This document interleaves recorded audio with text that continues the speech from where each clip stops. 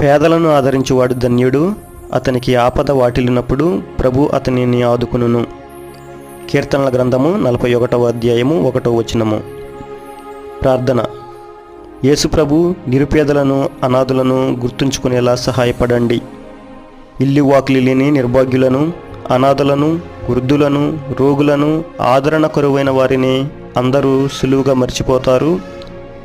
ఈ నిర్భాగ్యులను కూడా మేము గుర్తుంచుకునేలా చూడండి. వీరందరి మీద మీ పితృవాత్సల్యాన్ని కురిపించండి. గుండె చెదరి బతుకు భారమైన వారిని ఓదార్చి స్వస్థపరచండి. వారి దుఃఖాన్ని ఆనందంగా మార్చండి.